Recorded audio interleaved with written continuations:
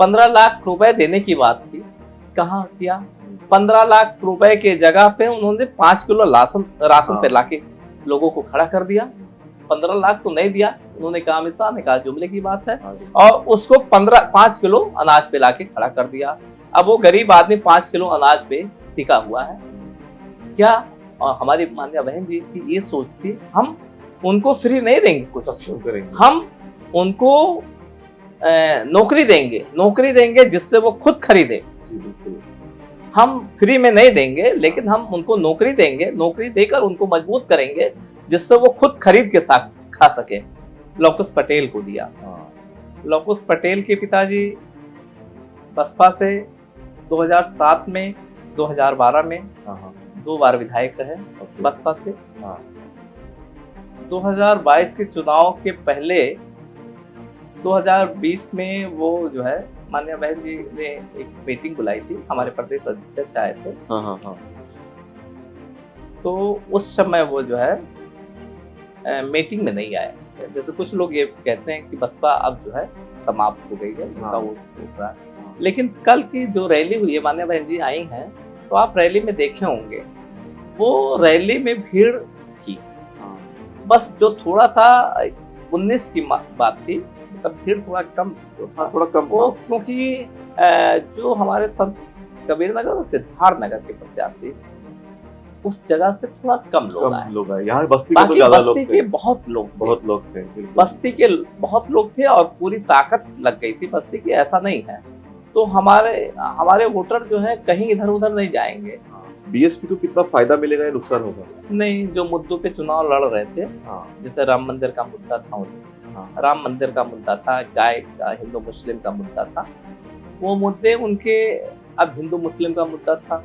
जैसे वो कहते थे हमारी सरकार बनेगी तो मुस्लिम को पाकिस्तान भेज दिया जाता था। लेकिन क्या ऐसा संभव है?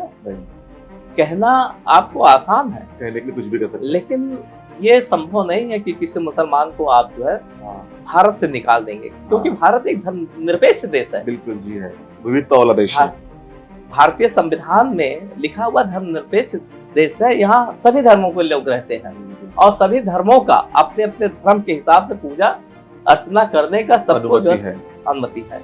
आवाज इंडिया टीवी में आपका स्वागत है और इस वक्त हम बस्ती में हैं। बस्ती लोकसभा सीट है और बीएसपी के पूर्व जिलाध्यक्ष प्रेम सागर जी हमारे बीच है। सर, आपका बहुत बहुत स्वागत है। सर, मैं आपसे जानना चाहूंगा कि आपके जिलाध्यक्ष रहते हुए बीएसपी एक ऊंचाई पे थी और उस ऊंचाई को भी आपने देखा है और एक बीएसपी भी एक डाउनफॉल में उसको भी आप देख रहे हैं। तमाम ऐसे नेतागण थे जो उस वक्त बीएसपी में मंत्री थे, विधायक थे, आज वो सब सपा में या भाजपा में चले गए, वहां पे मंत्री विधायक बने हैं। तो ये जो कोई बदलाव हुआ है, इस बदलाव को आप देखते कैसा है और किस तरह से बीएसपी फिर से कमबैक करेंगे, आपको क्या लगता है? सबसे पहले सर, हम आपको जय भीम करता हूँ। Thank you. आप लोग नागपुर से आए हैं, हम अपने तरफ से और अपने जनपदवासियों के तरफ से आपका स्वागत वंदन करता हूँ।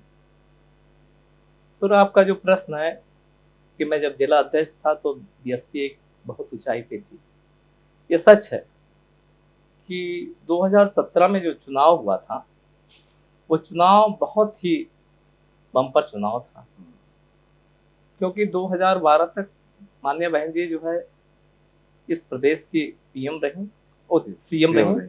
और फिर 2012 के बाद अखिलेश जी की सरकार आई। फिर उसके बाद ऐसा लगता था कि हम फिर पुनः वापस आ जाएंगे इस प्रदेश की। फिर बहन जी जो है 5वीं बार मुख्यमंत्री बन गए। जी हाँ। लेकिन कुछ दुर्भाग्य रहा, कुछ कमी के कारण जो है, जबकि मान्य बहन जी ने प्रत्याशी भी बहुत अच्छे अच्छे उतारे थे। क्योंकि 2007 में हमारी पूर्ण बहुमत की जो सरकार थी उसमें 5 विधानसभाओं में हम 4 विधानसभाओं में जीत हासिल की थी, विधायक हमारे बने थे। एक विधानसभा केवल हरैया को छोड़ के बाकी 4 विधानसभाओं में हमारे विधायक रहे और मजबूती भी बहुत थी। फिर पुनः 2017 में भी एक विधानसभा छोड़ के हरैया, बाकी 4 विधानसभा में फिर उन्हीं लोगों को टिकट दिया गया। अच्छा। और एक विधानसभा में विपिन शुक्ला को टिकट दिया गया। हाँ, एक हाँ। प्रत्याशी केवल चेंज हुए। हाँ, हाँ। जो उस समय हमारे पास थे वो चले गए थे बीजेपी में, तो वो केवल वही एक टिकट चेंजिंग हुई, हाँ। बाकी कोई बदलाव नहीं हुआ। चुनाव भी बहुत अच्छा हम लोग लड़े, हाँ, हाँ।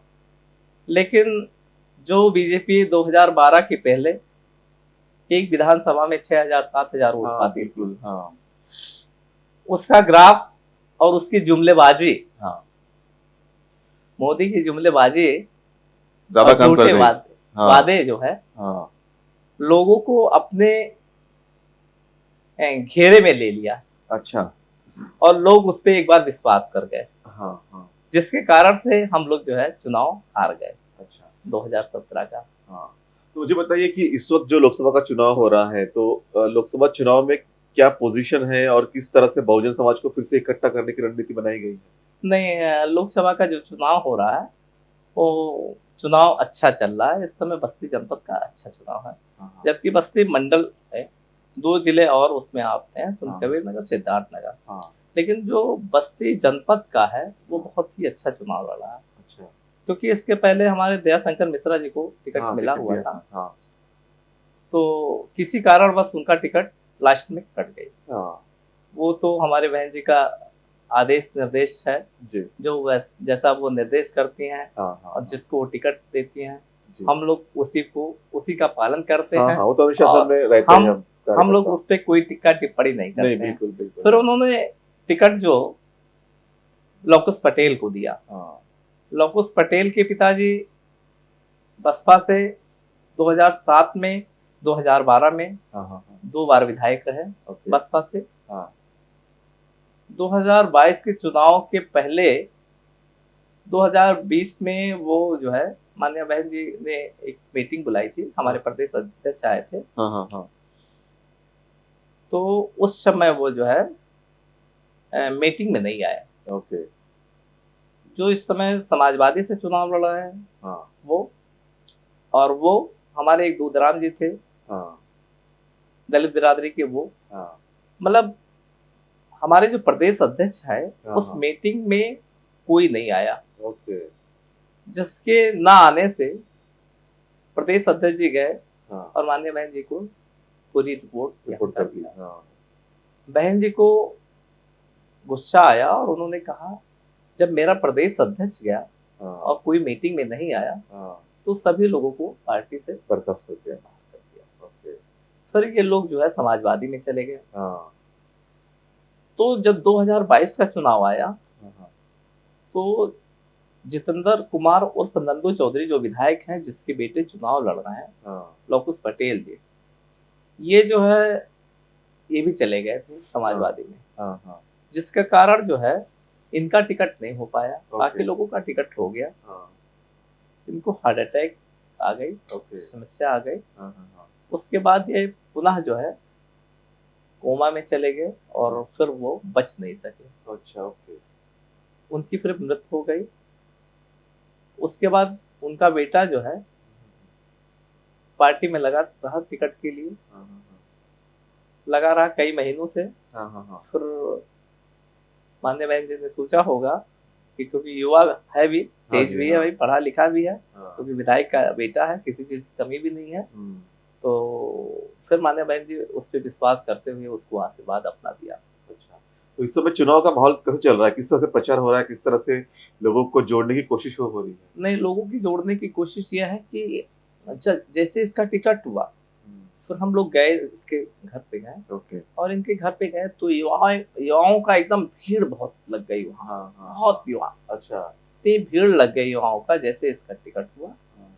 और युवाओं जोश में आ गए हाँ।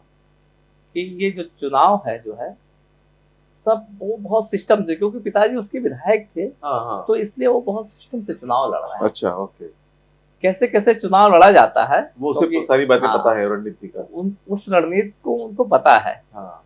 तो उनको ज्यादा समझाने की जरूरत नहीं है। ये आपका अनुभव भी रहा है, आप इतने सालों से बसपा के अध्यक्ष रहे, जिलाध्यक्ष रहे हैं, आपका अनुभव भी रहा है, तो आपके अनुभव कैसे फायदा हो रहा है मिशन को, आंदोलन को? नहीं, मिशन का फायदा ये है कि जब युवा साथी हमारे साथ देखिए हमारा बेस वोट तो बहुत मजबूत है। हाँ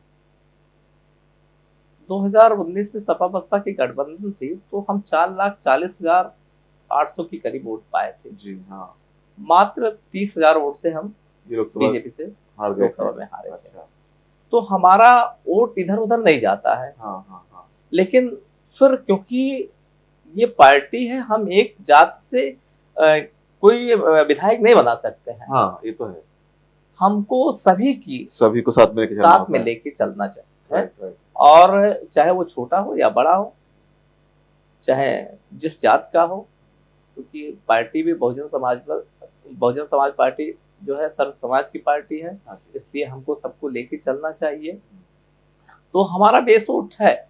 बस ये प्रत्याशी महोदय, इनके जो व्यवहारिक है लोग हैं और इनकी जो बिरादरी है, बिरादरी है, राइट, इनके साथ कितने लोग खरे उतरते हैं उसके और ऊपर कितने लोग इनका साथ देते हैं, जी, ये चुनाव में पता चलेगा। हाँ। वैसे चुनाव के माहौल से तो लगता है कि इनके साथ जो है ज्यादा से ज्यादा लोग इनके लगे हुए हैं। इनके लगे हुए हैं, बिल्कुल जी। तो अभी कल बसपा अध्यक्ष मायावती जी की सभा भी हुई, तो उस सभा के बाद में क्या स्थितियां बदली है, माहौल बदला है? क्योंकि जो यहाँ के वर्तमान में लोकसभा कॉन्टेस्ट कर रहे सपा से, वो भी पहले बसपा में ही हुआ करते थे, मंत्री भी हुआ करते थे, तो उनका भी दावा है कि बीएसपी के वोट बैंक को वो भी कहीं ना कहीं कोशिश कर रहे हैं उसको अपने तरफ लाने की, साधने की। तो ये बहुत एक कोशिशें हर जगह से हो रही है, तो इसका कोई असर होगा? नहीं, जैसे अभी जैसे कुछ लोग ये कहते हैं कि बसपा अब जो है समाप्त हो गई है, उनका हाँ। वोट फूट रहा है। हाँ। लेकिन कल की जो रैली हुई है, मान्य बहन जी आई हैं, तो आप रैली में देखे होंगे, वो रैली में भीड़ थी। हाँ। बस जो थोड़ा सा 19 की बात थी, मतलब भीड़ थोड़ा कम जो था, हाँ, थोड़ा कम वो था। क्योंकि जो हमारे संत कबीर नगर और सिद्धार्थ नगर के प्रत्याशी, उस जगह से थोड़ा कम लोग आए। कम लोग आए, यहाँ बस्ती के तो बाकी ज्यादा लोग बस्ती थे, के बहुत लोग थे, बहुत लोग थे, बिल्कुल बस्ती के बहुत लोग थे और पूरी ताकत लग गई थी बस्ती की, ऐसा नहीं है। तो हमारे हमारे वोटर जो है कहीं इधर उधर नहीं जाएंगे, हाँ, कहीं बिकने वाले नहीं है, जी बिल्कुल, वोट देंगे बहुजन समाज पार्टी को ही हाँ, देंगे। हाँ, हाँ, और माननीय बहन जी के आने से एक माहौल भी अच्छा सा बन गया। बिल्कुल। लेकिन ये जो गठबंधन के लोग बात करते हैं कि संविधान खतरे में है और ऐसे में उनके तरफ वोट शिफ्ट हो रहे हैं, ऐसा उनका दावा भी है, इसमें कितनी सच्चाई है? नहीं, जैसे संविधान खतरे में है, लोग कहते हैं कि पुनः बीजेपी अगर आ गई हाँ। सत्ता में तो संविधान बदल दिया जाएगा, लेकिन इतना आसान भी नहीं है संविधान बदलना। जी हाँ, कहना तो आसान है, हाँ, संविधान बदलना इतना आसान नहीं है। और ऐसा नहीं है, बसपा लड़ रही है और अच्छे से लड़ रही है, पूरे प्रदेश में लड़ रही, पूरे देश में लड़ रही है, तो उसका रिजल्ट आएगा। ओके, और एक खनक तो रहती है कि संविधान बदलने वाले एक बार बदलते समय बहन जी को तो जरूर याद करेंगे कि अगर एक बार संविधान बदला जाएगा तो बहन क्या हो जाएगा, पूरे दलित और पूरे ओबीसी सड़क पे उतर आएंगे, खड़ा हो जाएगा, नहीं हो जाएंगे, बिल्कुल, यहाँ सब बेक हो जाएंगे। हाँ। मेरा एक अंतिम सवाल है कि जिस तरह से हम देख रहे हैं पूरे भारत में, हम देख रहे हैं कि ये चुनाव मुद्दों पे हो रहा है। राम मंदिर का मुद्दा जो कहा था, लोग कह रहे कि मंदिर बन गया तो हम खुश है, लेकिन ये मुद्दा चुनाव का नहीं होना चाहिए, धार्मिक आस्था अपनी जगह पे है। और बेरोजगारी, महंगाई, जातिगत जनगणना भी मुद्दे हावी हो रहे हैं। इसका क्या असर देखते हैं आप चुनाव पे, और इसका बीएसपी को कितना फायदा मिलेगा या नुकसान होगा? नहीं, जो मुद्दों पे चुनाव लड़ रहे थे, हाँ, जैसे राम मंदिर का मुद्दा था उनकी, हाँ, राम मंदिर का मुद्दा था, गाय का हिंदू मुस्लिम का मुद्दा था, वो मुद्दे उनके अब हिंदू मुस्लिम का मुद्दा था। हाँ, जैसे वो कहते थे हमारी सरकार बनेगी तो मुस्लिम को पाकिस्तान भेज दिया जाता था। लेकिन क्या ऐसा संभव है? नहीं, कहना आपको आसान है, कहने के लिए कुछ भी कर सकते हैं। लेकिन ये संभव नहीं है कि किसी मुसलमान को आप जो है हाँ, भारत से निकाल देंगे, क्योंकि हाँ। भारत एक धर्मनिरपेक्ष देश है। बिल्कुल जी, है, विविधता वाला देश है। भारतीय संविधान में लिखा हुआ धर्मनिरपेक्ष देश है, यहाँ सभी धर्मों के लोग रहते हैं जी, बिल्कुल। और सभी धर्मों का अपने अपने धर्म के हिसाब से पूजा अर्चना करने का सबको जो है अनुमति है। बिल्कुल। तो ये केवल कहने की, उनको वोट लेने की रही। राम मंदिर का मुद्दा, राम मंदिर का मुद्दा कैसे, क्योंकि अब वो सब पे हावी है, उनकी सरकार पूर्ण बहुमत की रही तो ईडी पे, तमाम हर चीज में, चाहे वो जो है सुप्रीम कोर्ट है, सब पे वो हावी है। किसी तरीके से राम मंदिर खैर बन गया, अब तो राम मंदिर बन गया, अब वो मुद्दा तो खत्म हो गया। आप उनको मुद्दे की बात तो 2 लाख जो नौकरी देने की बात, 2 करोड़ 2 करोड़ नौकरी की बात कहते हैं। हाँ। 1 वर्ष में 2 करोड़ नौकरी देने की बात थी, वो कहाँ किया उन्होंने। 15 लाख रुपए देने की बात थी, कहाँ किया। 15 लाख रुपए के जगह पे उन्होंने 5 किलो राशन पे लाके लोगों को खड़ा कर दिया। 15 लाख तो नहीं दिया उन्होंने, कहा अमित शाह ने कहा जुमले की बात है, और उसको 5 किलो अनाज पे लाके खड़ा कर दिया। अब वो गरीब आदमी 5 किलो अनाज पे टिका हुआ है। क्या हमारी मान्या बहन जी की ये सोच थी, हम उनको फ्री नहीं देंगे कुछ, सक्षम करेंगे, हम उनको नौकरी देंगे जिससे वो खुद खरीदे। जी बिल्कुल। हम फ्री में नहीं देंगे, लेकिन हम उनको नौकरी देंगे, नौकरी देकर उनको मजबूत करेंगे जिससे वो खुद खरीद के साथ खा सके। तो मान्या बहन जी की सोच, उनकी सोच में बहुत अंतर है।